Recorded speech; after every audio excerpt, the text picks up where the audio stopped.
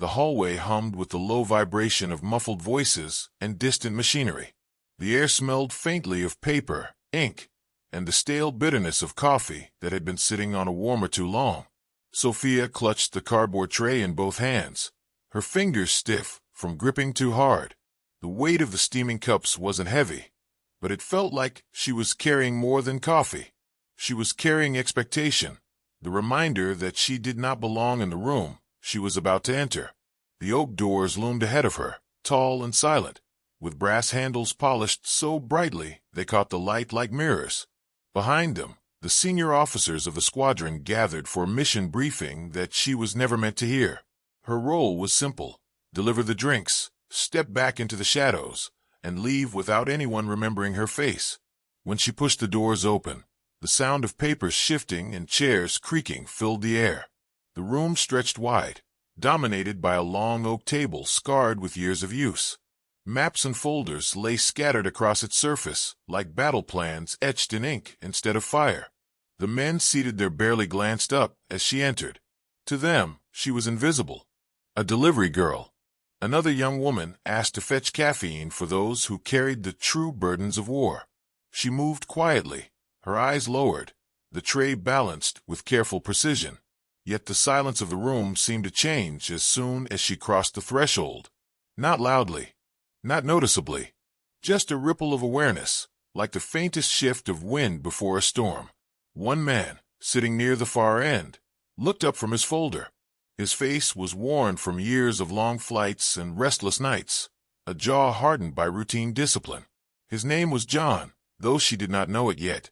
His eyes, sharp and restless, froze mid-motion. He was not looking at her face. His gaze had fallen somewhere else. Sophia felt it instantly, the weight of his attention. She tried to steady her breath as her pulse drummed faster in her ears. His eyes were fixed on the sleeve of her jacket, on the small faded patch she had stitched there so carefully. The patch was not regulation. It wasn't even supposed to be there. Most people would not notice it. But this man, this pilot, stared at it as though he had seen a ghost rise in front of him. Sophia's throat tightened. A part of her wanted to pull her sleeve down, to hide it before anyone else noticed. But she couldn't. That patch was the only piece of her brother she had left. Robert had worn it on his final deployment, the mission from which he never returned. She had sewn it on quietly, late at night, telling herself it was just a way to feel him close again. She never imagined someone would recognize it, let alone here, in this room, surrounded by sharp eyes and sharper judgments. The silence grew heavier. John's jaw flexed as he swallowed. His voice, when it came, cut through the quiet like a blade. "Where did you get that?" It wasn't anger in his tone. It was something deeper, urgency, maybe even fear. The officers nearby shifted uncomfortably, their attention snapping toward her like hounds catching a scent. Sophia's hands trembled as she lowered the tray onto the table. Coffee sloshed dangerously close to the brim. She forced her voice to steady, though it emerged in little more than a whisper. "It belonged to my brother," she said. "He wore it on his last deployment." The room stilled.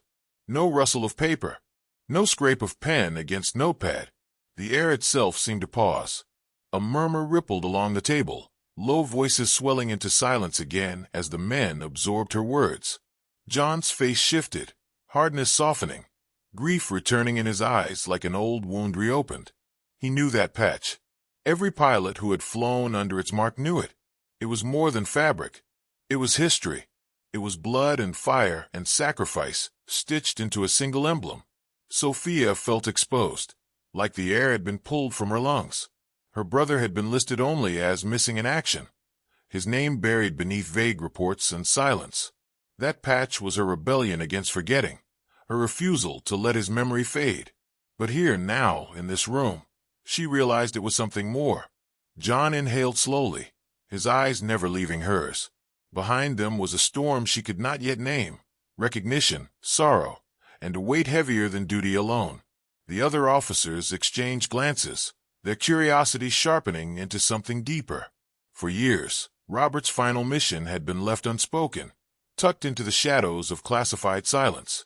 But now, a young woman stood before them carrying his memory stitched to her sleeve, and with her presence, the silence cracked open. Sophia straightened her shoulders, though her knees threatened to buckle beneath her. She had walked in as a girl with coffee. She was no longer sure who she would be when she walked out. The patch burned against her skin like a brand, no longer just a piece of cloth. It was a story waiting to be told. And in that tense, breathless moment, everyone in the room knew the story was about to begin. John did not move at first. His eyes lingered on the faded threads of the patch, as though the cloth itself whispered memories he had tried to bury. The room around him blurred, the oak table and shuffling officers fading as the weight of another time pressed down on him. For Sophia, the silence was unbearable.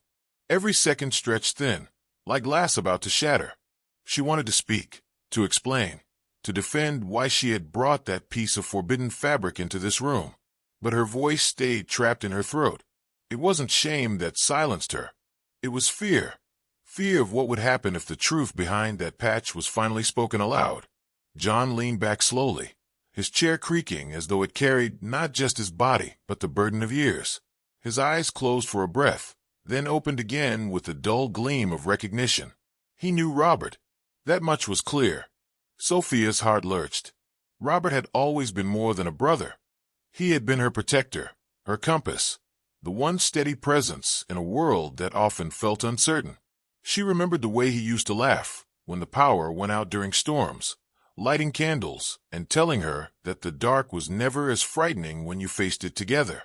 He had carried that same strength into the uniform he wore. And then, one day, he hadn't come back. Official reports told her nothing. Missing in action. Those 3 words had haunted her like shadows in an empty house. No explanation, no closure, just silence that gnawed at her whenever she stared at the photograph of him smiling in his flight suit. The patch was all she had left, a relic that still smelled faintly of oil and smoke when she pressed it to her cheek at night. Now, here she was, standing in front of men who had known him in ways she never could. The weight of their gazes was not cruel, but curious, almost reverent. It frightened her all the same. John finally spoke, his voice low and rough, as though pulled from the wreckage of memory. Your brother, he wasn't just a soldier. He was something more. The words sank deep, and for a moment, Sophia forgot how to breathe. The officers leaned closer, some folding their hands, others staring at the emblem on her sleeve with wide eyes. John's mind slipped back to a night that still haunted him. He remembered the cramped cockpit, the smell of sweat and fuel mixing as the radio buzzed with static.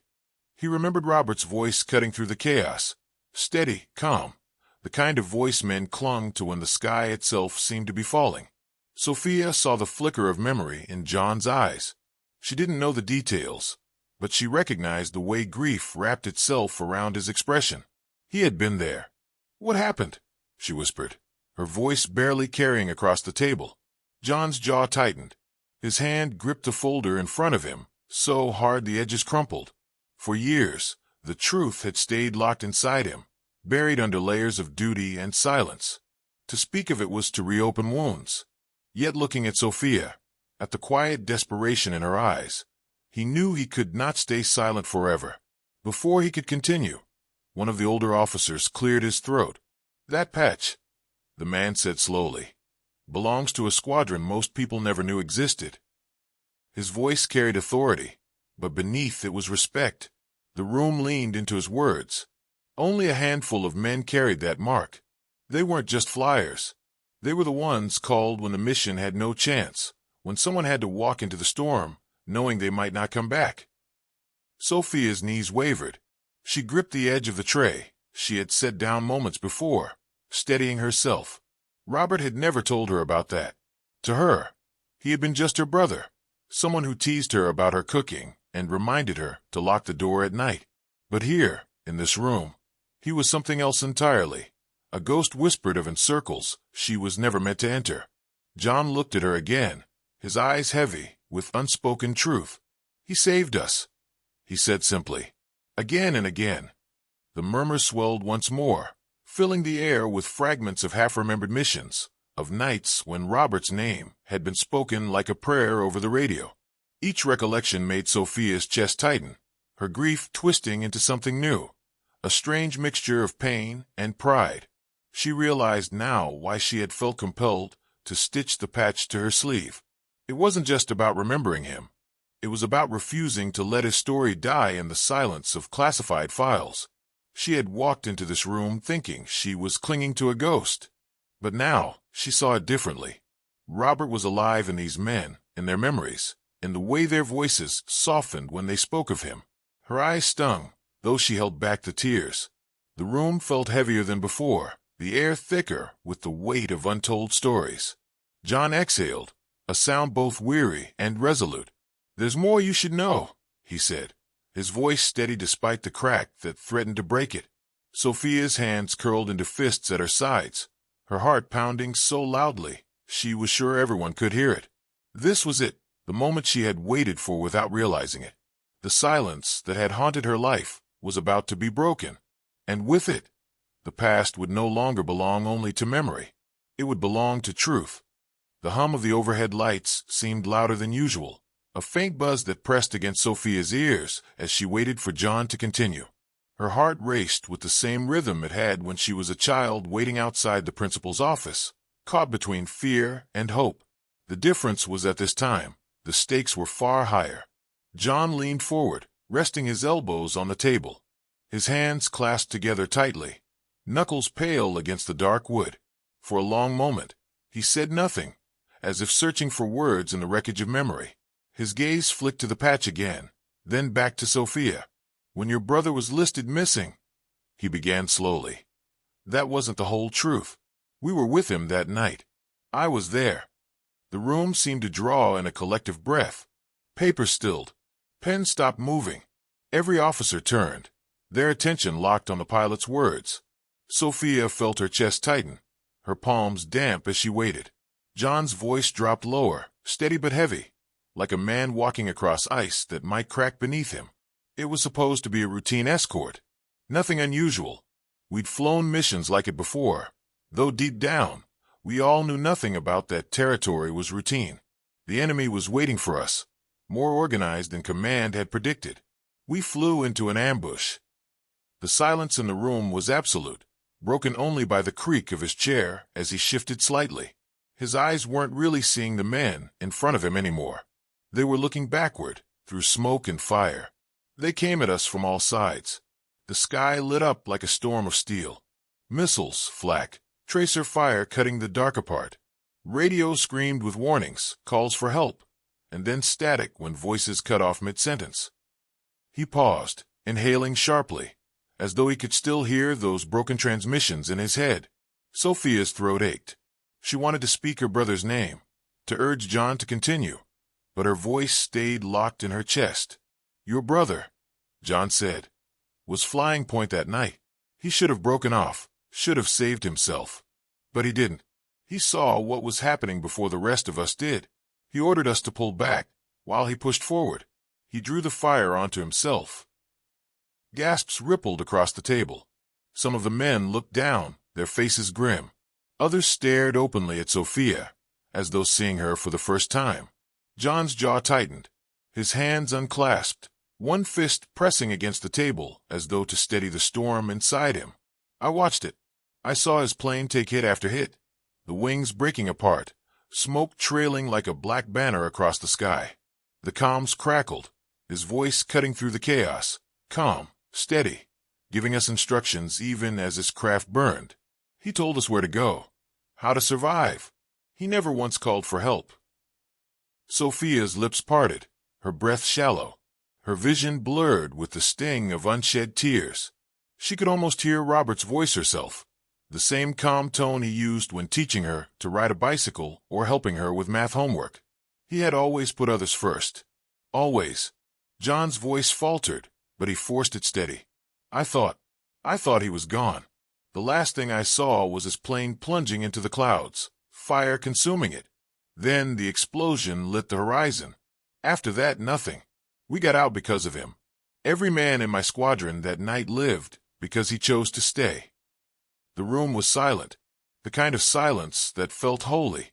Sophia swayed where she stood, gripping the back of an empty chair for balance. The world around her seemed both painfully sharp and impossibly distant. For years she had lived with unanswered questions, with reports that told her nothing, with the hollow ache of not knowing.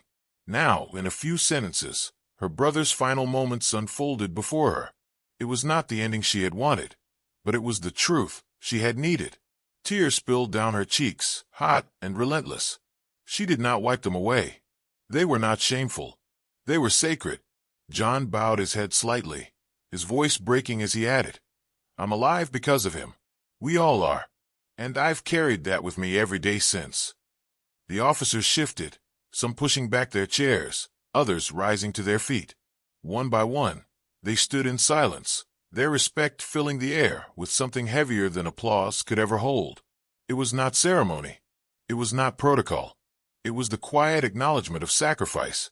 Sophia pressed her hand against the patch on her sleeve, fingers trembling as though she could touch her brother through the threads. For the first time since his disappearance, she felt something inside her shift. The endless weight of uncertainty loosened. Her grief did not vanish, but it transformed, tempered by pride. Robert had not simply vanished into the smoke of war. He had chosen to stay, to shield others, to give them the chance to live. His story was no longer just hers to carry. It lived now in the voices of these men, in their silence, in their standing tribute. Sophia lifted her chin, her tears catching the light like tiny shards of glass. She had come into the room as a girl burdened by silence. But now she was more. She was the sister of a man whose courage had become legend. And the truth, at last, had surfaced. The wooden floor creaked softly as chairs scraped back, one by one, until every man in the room was standing. No words passed between them at first, no orders, no speeches. Just silence, heavy and reverent. Their posture carried more weight than applause ever could. Sophia felt the shift like a physical force pressing against her chest. Her trembling fingers brushed the patch again.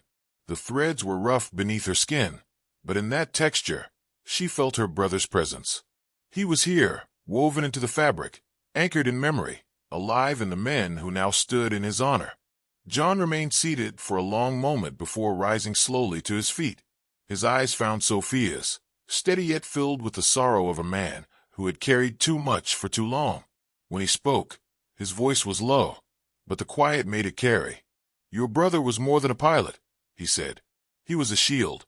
He put himself between us and death more times than I can count. And on that night, he didn't just save us. He gave us a chance to go home, to live, to keep our promises to families waiting in the dark." Sophia's knees weakened, but she forced herself to stay upright. His words struck deep, peeling away the years of silence that had suffocated her. All this time she had lived in shadow, clinging to scraps of memory, not knowing if Robert's sacrifice had even mattered. Now she knew it had mattered more than anything. The older officer at the end of the table cleared his throat, his voice rough with age and emotion. "I've seen men do brave things," he said. "But what your brother did, it wasn't just bravery. It was devotion. He carried us all on his shoulders, and he never asked for anything in return." Another officer, younger, spoke next, his eyes flicking to the patch. "We kept flying because of him. We kept believing because of him. That kind of courage doesn't fade. It echoes. It stays with you every time you climb into the cockpit." Sophia's tears blurred her vision again, but this time she did not resist them. She let them fall freely, her heart aching yet swelling at the same time. She had longed for answers, but she hadn't expected this chorus of voices rising to honor her brother. John stepped closer, his boots thudding softly against the floor. "I never thought I'd have to speak of that night," he admitted, his tone raw. "Carrying the memory alone felt like the only way I could honor him. But seeing you here, seeing his mark on your sleeve, I realize now that silence does him no justice. His story deserves to be told, and you deserve to hear it." Sophia's lips quivered. "For years," she whispered, "all I had was the word missing. Nothing else.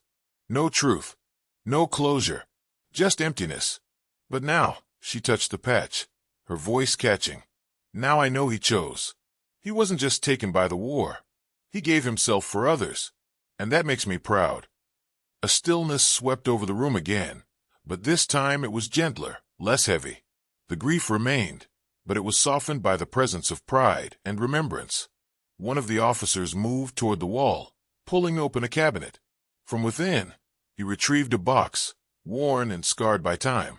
He placed it on the table and slid it toward her. "This belonged to him," he said quietly. "We kept it here, waiting for the right time to give it back." Sophia's breath hitched as she opened the box. Inside lay fragments of a life, a watch scratched by years of use, a set of dog tags darkened by wear, and a folded piece of paper bearing her brother's handwriting. The ink was faded, but the words still burned. "Take care of her."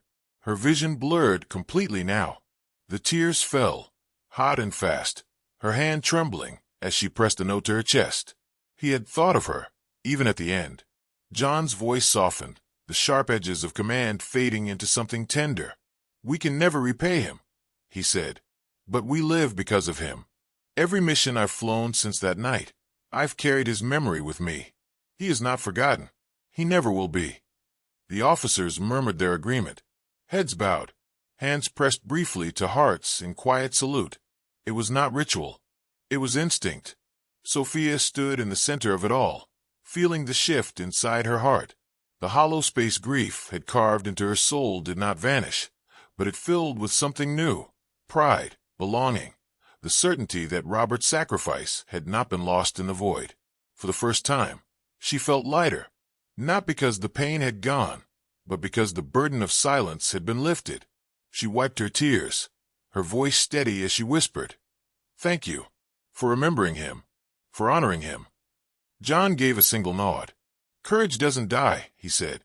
"It lives on in those who were saved by it, and in those who carry the memory."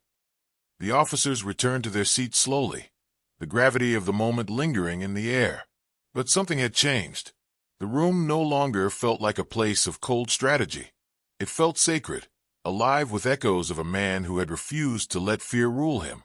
And for Sophia, the echoes of courage wrapped around her like armor, carrying her forward into the unknown. When the briefing finally dissolved, the officers filed out one by one, their boots echoing across the wooden floor in solemn rhythm. No one rushed, no one muttered idle chatter.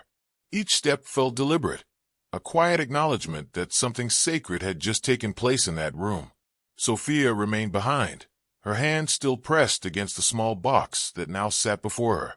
Inside lay fragments of her brother's life, things she had long believed were gone forever. The patch on her sleeve no longer felt like a secret act of rebellion. It felt like a torch, a piece of flame passed down, carried forward. John lingered near the far side of the table, his frame outlined against the dim light filtering through the blinds. His shoulders seemed heavier than when she first entered, yet there was also relief in his posture, as though the truth spoken aloud had released a weight he could no longer carry alone. "You changed the air in this room," he said quietly, his voice breaking the silence. "You walked in as someone invisible, but you reminded us of who we owe our lives to." Sophia's throat tightened. She looked at the patch, fingers brushing its frayed edges. "I didn't mean to. I only wanted him close. I never thought anyone would notice." John shook his head slowly. "We noticed because we had to, because some things refused to be forgotten." Sophia closed the box gently and held it to her chest. The dog tags clinked softly, a sound that carried more weight than the roar of engines or the crack of thunder. For years, she had prayed for answers. Now, with each sound, each word, she realized she had been given something better than answers. She had been given truth. She thought back to the day Robert left. He had hugged her at the door, his arms strong and steady around her. "Don't worry," he had said, his grin boyish even in uniform. "I'll be back before you know it." She had believed him, clinging to those words like a promise.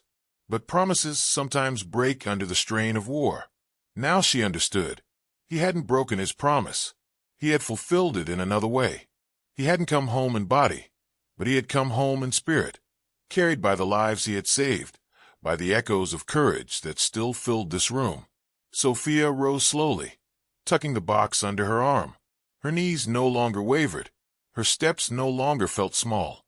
She had entered this room as a girl carrying coffee, unseen and unimportant.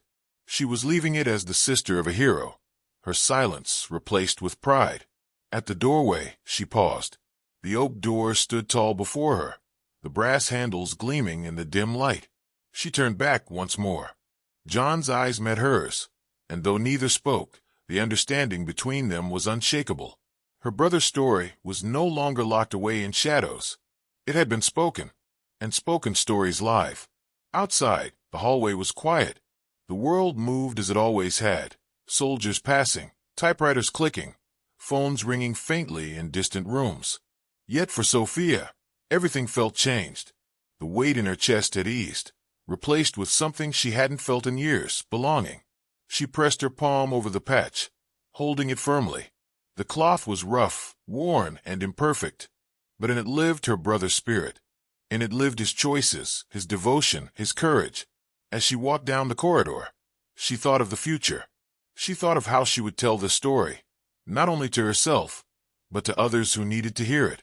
For courage does not vanish when a life ends. It lingers. It waits. It finds its way back, carried through words, through memory, through symbols stitched into worn fabric. Sophia realized something then. The patch was never just fabric. It was never just a keepsake.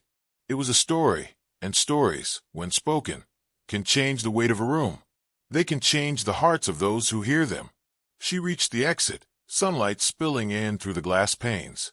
Warmth touched her face, mingling with the last trails of tears still drying on her cheeks. She stepped into the light, carrying the box, the patch, and the truth with her. Somewhere above, the faint hum of an aircraft echoed across the sky. She tilted her head, imagining her brother there, wings cutting through clouds, still shielding, still guiding. She whispered his name softly, Robert, letting it drift upward like a prayer. And for the first time in years, the silence answered back, not with emptiness, but with peace. Because courage doesn't die. It lives in those it saves. It lives in those who remember. It lives in the patches we carry, the stories we tell, and the hearts we touch. Sophia smiled faintly as she walked on, the sound of her footsteps steady, the patch bright against her sleeve. Her brother was gone, but his legacy, his echo of courage, was eternal.